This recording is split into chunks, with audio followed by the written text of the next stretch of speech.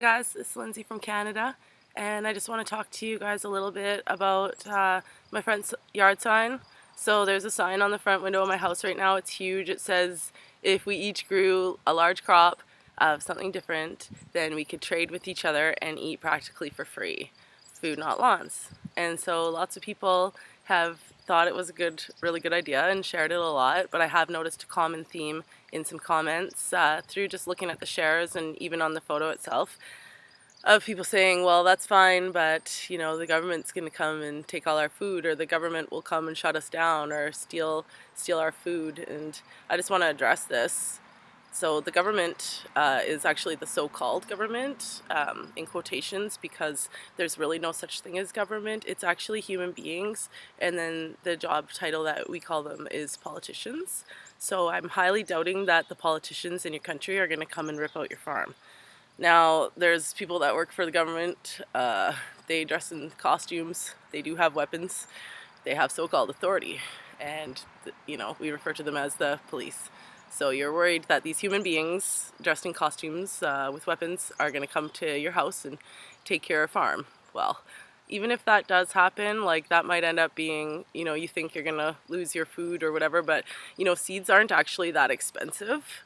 And if you collect your rainwater, which, I know, again, it's illegal in some states, but really, it might be illegal, but it's not unlawful because no harm is being done and no property is being damaged.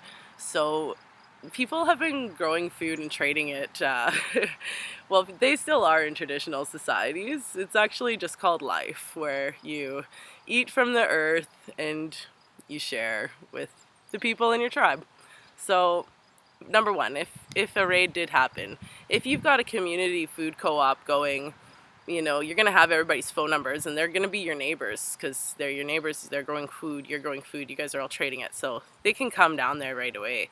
And if there's 30 or 40 neighbors standing there saying you're not going to take this food out, they're going to have to come back with probably a lot more people. Hopefully when you set up your co-op, you've got Facebook page, and you're in contact with, like, Food Not Lawns, Grow Food Not Lawns, or me. Like, I would love to share your stuff. And if they want to come and take your food, like, make sure that you're videotaping this, make sure you're getting pictures, and then we'll make you famous.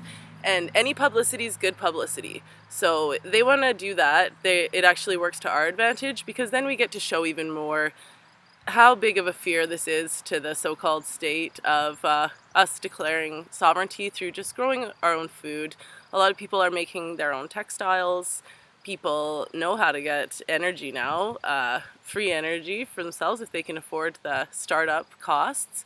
And we are gonna ungrip, as my friend Rob would say, from this, and it's one person at a time, one community at a time.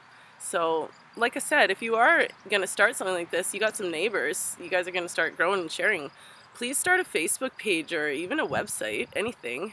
Let me know what you're doing so that we can keep a close tab on this, and so that you are made super famous if you ever get taken down. So, anyways, please just remember, we're doing the right thing. We're causing no loss and no harm by living the natural way, the way that it is in line. And actually, it would be very beneficial to all living beings to decentralize everything and to go back to the community. So that's it. Stay positive. Just do it. They want to come rip it out, just plan again anyways. Let's make your story famous if that happens, and let's stay connected, okay? Bye.